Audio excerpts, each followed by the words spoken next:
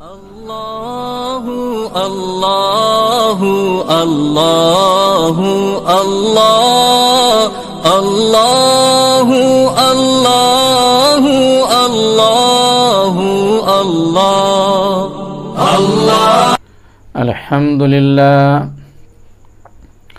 الحمد للہ کفا وسلام علی عبادہ الذین اصطفى اما بعد اعوذ باللہ من الشیطان الرجیم بسم اللہ الرحمن الرحیم ادعونی استجب لکم ان الذین یستکبرون عن عبادتی سیدخلون جہنم داخرین صدق اللہ العلی العظیم وقال النبی صلی اللہ علیہ وسلم الدعاء مخ العبادہ وقال عليه الصلاة والسلام الدعاء سلاح المؤمنين وقال عليه الصلاة والسلام الدعاء يرد القضاء أو كما قال عليه الصلاة والسلام میں آواز جر سے ہوں پے بپے فریاد کرتا ہوں میں آواز جر سے ہوں پے بپے فریاد کرتا ہوں جگا دے کارواں کو خواب سے شاید فغاں میری جگا دے کارواں کو خواب سے شاید فغاں میری۔ محترم سامعین، ناظرین، حاضرین، غائبین، اللہ کا شکر ہے کہ اللہ تعالیٰ نے ہمارے لیے اور آپ کے لیے ذی الحجہ جیسا مہینہ مقدر فرمایا اور ہم اس مہینے کے بیچ ہیں اور یہ مہینہ ہمارے بیچ ہے۔ اس مہینے میں ذکر و اذکار، ورد و اوراد، تلاوت جہاں تک ہو سکے زیادہ زیادہ کرنا چاہیے۔ خاص طور سے دعاؤں کا اہتمام خوب ہونا چاہیے، چونکہ دعا بہت بڑی عبادت ہے، بلکہ جیسا کہ حدیث شریف پیش کی گئی ہے کہ دعا جو ہے عبادت کا مغز ہے، دعا مومنوں کا ہتھیار ہے، دعاؤں سے تقدیریں بدل جاتی ہیں۔ اللہ کو منانے کا، اللہ سے فریاد کرنے کا دعا ایک بہترین وسیلہ ہے، دعا بہترین وسیلہ ہے۔ اس لیے کوئی مومن دعا سے غافل نہ رہے، دعا ضرور کرے۔ اور دعا کے لیے کوئی ضروری نہیں ہے کہ وہ عربی زبان میں کرے، اگر آیات قرآنیہ یاد ہوں اور قرآنی دعا اگر محفوظ ہوں تو ضرور قرآنی دعا سے اللہ کو پکاریں۔ احادیث نبویہ اگر آپ کو یاد ہوں، جو حضور پاک علیہ الصلوۃ والسلام نے اپنی پیاری زبان سے جن دعاؤں کو ادا کیا ہے اور آپ نے مانگنے کا طریقہ اور سلیقہ اپنی امت کو سکھلایا ہے، اگر انہی اداؤں سے اور ان الفاظ سے اگر یاد کیا جائے فبہا، بہت بہتر ہے، بہت اچھا ہے۔ لیکن ہر آدمی کو آیات قرآنیہ یا دعا یا حدیث نبویہ یاد ہوں کوئی ضروری نہیں ہے، لیکن اس کا مطلب یہ بھی نہیں ہے کہ اللہ تعالیٰ جو ہے دوسری زبان نہیں سمجھتا ہے، دوسری دعا نہیں سنے گا، نہیں محترم، دین بہت آسان ہے، اسلام بہت سہل ہے، اللہ کی ذات بڑی مہربان ہے۔ الدین یسرن، دین بہت سہل ہے۔ یہ تو ہم لوگوں نے مشکل ترین بنا دیا، ہم لوگوں نے صعب و دشوار بنا دیا، ہم لوگوں نے اس اسلام کو شاق اور دقت بنا کے امت کے سامنے پیش کر دیا، ورنہ اسلام تو بہت سہل ہے، دین بہت آسان ہے، ہر چیز آسان ہے، ہر عمل آسان ہے، اس کا ہر رکن آسان ہے۔ آپ دعا جس زبان میں کرنا چاہیں آپ کر سکتے ہیں۔ آپ مادری زبان میں دعا کرنا چاہیں آپ مادری زبان میں کیجیے، جو آپ اپنے ماحول میں، اپنے گاؤں میں، اپنی زبان میں دوست یار سے بات کرتے ہیں، اس انداز سے دعا کیجیے۔ اللہ کو اخلاص پسند ہے، اللہ کو دل کی آواز اور دل کی صدا پسند ہے، دل کی پکار پسند ہے۔ مخلصانہ دعا ہو، اللہ تعالیٰ اسی دعا کو قبول فرماتا ہے۔ اب دعا کرے تو صحیح، اللہ کے حضور مانگے تو صحیح، دعا کی اہمیت کو آپ جانیں تو صحیح۔ ہم اور آپ دعا کی اہمیت کو نہیں جانتے ہیں، دعا کتنا بہترین عمل ہے ہم اور آپ واقف نہیں ہے۔ میرے محترم بزرگ دوستو، دعا کیجئے، خوب دعا کیجئے۔ ایک تو دعائے معصورہ ہے، ایک تو دعائے منقولہ ہے۔ ان دعاؤں کو تو آپ اپنے معمولات میں ضرور لائیں، اور ایک وہ دعا ہے جس کے لیے آپ آزاد ہیں، جو آپ چاہیں اللہ سے کہہ سکتے ہیں۔ دعا کے سلسلے میں تو یہ آتا ہے کہ اگر آپ کا تسمہ ٹوٹ گیا ہے وہ بھی اللہ سے مانگے، چھوٹی سے چھوٹی چیز ہو یا بڑی سے بڑی چیز ہو، اللہ کے حضور رکھیں۔ حاجت روا اللہ کی ذات ہے، مشکل کشا اللہ کی ذات ہے۔ ساری حاجات اللہ کے حضور رکھیں، سارے مسائل کو رکھیں، ساری ضروریات کو رکھیں، اللہ سارے تقاضوں کو تکفل فرمائے گا۔ محترم مانگے تو صحیح۔ اس موقع پہ میں رومی رحمۃ اللہ علیہ کا واقعہ دہرانا چاہتا ہوں، جو مثنوی شریف میں ہے۔ موسیٰ علیہ السلام کا واقعہ ہے کہ ان کے زمانے میں ایک بیچارہ جاہل گنوار تھا، نہیں جانتا تھا کہ توحید کیا ہے، وحدانیت سے واقف نہیں تھا، اللہ کی شان کیا ہے وہ اس سے بے بہرہ تھا۔ صرف یہ جانتا تھا کہ کوئی اللہ ہے، کوئی معبود ہے، کوئی مالک ہے، کوئی کائنات کا خالق ہے، کوئی ان کائنات کا چلانے والا ہے، اس سنسار کو سنبھالنے والا ہے۔ صرف اتنا جانتا تھا، بہت کچھ نہیں جانتا تھا۔ اس لیے وہ اپنے انداز میں، اپنے حساب سے اللہ کو پکار رہا تھا، اور اس انداز سے کہہ رہا تھا، وہ میں سنانا چاہتا ہوں۔ وہ کہہ رہا تھا، تو کجائی تاشوم من چاکرت، تو کجائی تاشوم من چاکرت، چارقت دوزم کنم شانا سرت۔ اس انداز سے اللہ کو یاد کر رہا ہے، گویا کہ وہ کہہ رہا ہے کہ اے اللہ تو کہاں ہے، تو کہاں ہے، تیرا ڈیرا کہاں ہے، تیرا گھر کہاں ہے، ذرا پتہ تو بتا دے، اپنا گھر تو دکھا دے۔ اے اللہ اگر تیرا گھر معلوم ہوتا تو تیرے گھر میں آ کر جھاڑو دیتا، تیرے گھر کو صاف ستھرا کرتا، پوچھا لگاتا۔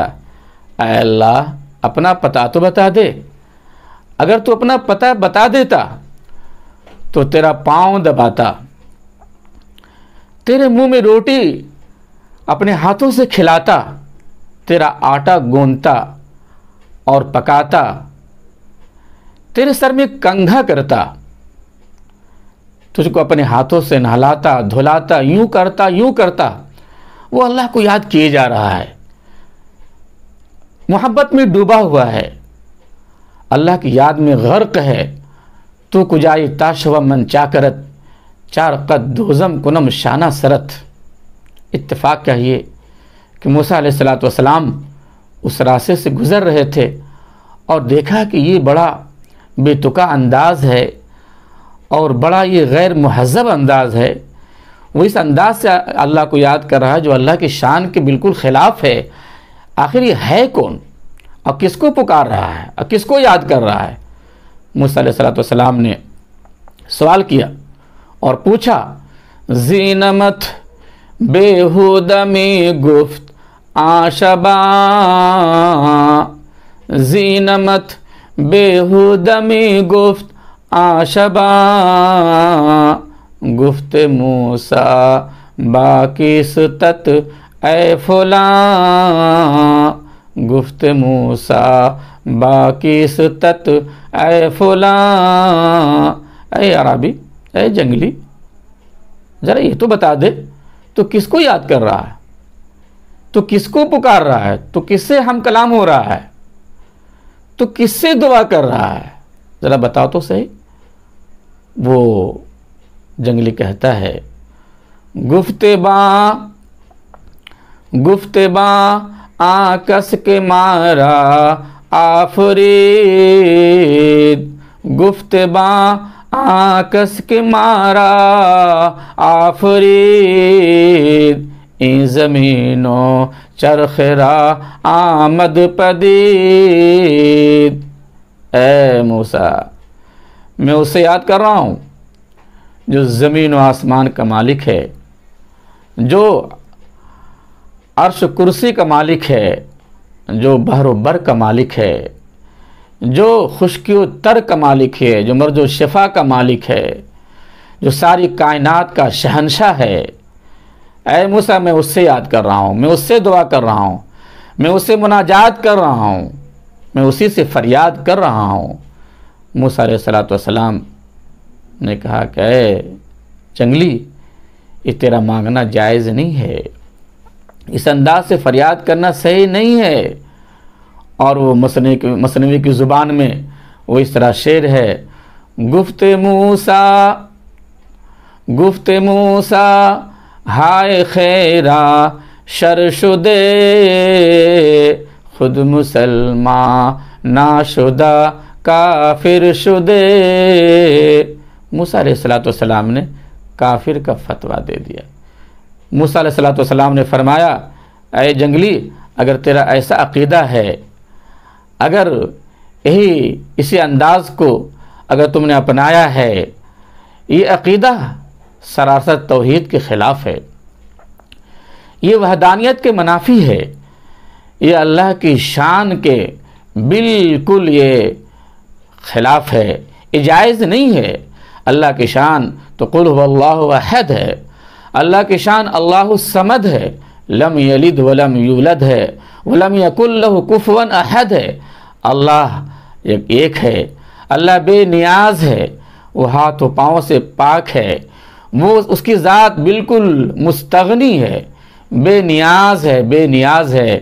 وہ کسی کا محتاج نہیں ہے، وہ خدمت کا محتاج نہیں، وہ تو گھر کا بھی محتاج نہیں، وہ در کا محتاج نہیں ہے. وہ اللہ کی عجیب و غریب شان ہے. اے عرابی، تو نے اللہ کی شان کے خلاف عمل کیا ہے، یہ تیرا عقیدہ باطلہ ہے، عقیدہ فاسدہ ہے. اس بنیاد پہ تو کافر ہو گیا، تو گمراہ ہو گیا.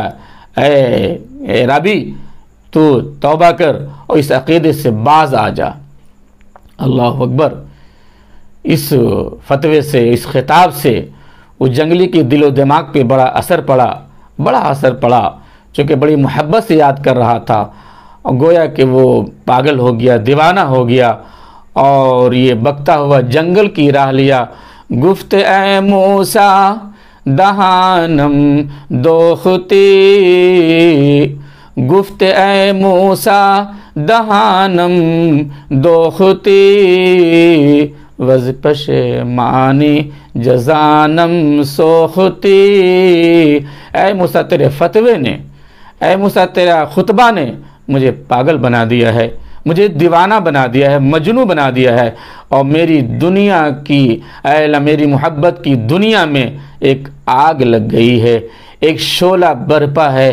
میں تو پاگل ہو گیا اور یہ بکتا ہوا کہتا ہوا جنگل کی راہ لے لیا. اللہ اکبر، بات ہی ختم نہیں ہے۔ اللہ نے جبریل علیہ السلام کو بھیجا، فوراً بھیجا اور کہا کہ اے جبریل جاؤ موسیٰ کے پاس۔ موسیٰ علیہ السلام کے پاس جبریل آئے اور کیا کہا؟ وحی آمد سوئے موسیٰ از خدا، بندے مارا چرا کر دی جدا، تو برائے وصل کردن آمدی، نے برائے فصل کردن آمدی۔ اللہ گویا کہ موسیٰ سے کہتا ہے اے موسیٰ تو نے کیا کیا؟ اے موسیٰ تو نے کیا کیا؟ تجھ کو اس لیے بھیجا تھا تاکہ بندوں کو معبود سے ملا دو، تم کو اس لیے نہیں بھیجا تھا کہ بندوں کو معبود سے الگ کر دو۔ اے موسیٰ وہ جو جنگلی یاد کر رہا تھا وہ بڑا مخلص تھا، اس کی یاد میں بڑا اخلاص تھا، وہ دل کی گویا کہ دنیا میں وہ بڑا سادہ تھا، تکلفات سے وہ پاک تھا، اس کے دل کی دنیا میں ایک آگ تھی، ایک سوزش تھی، ایک محبت تھی، ایک پیار تھا، چاہے کچھ دیر کے لیے عقیدہ کے خلاف تھا، کچھ دیر کے لیے میری شان کے خلاف ضرور تھا، لیکن اس کی محبت کو اے اللہ، اس کی محبت کو اے موسیٰ فراموش نہیں کیا جا سکتا ہے۔ اے موسیٰ جاؤ اس جنگلی کو لاؤ اور اسے کہو کہ اسی انداز سے اللہ کو پکارے۔ اللہ اکبر۔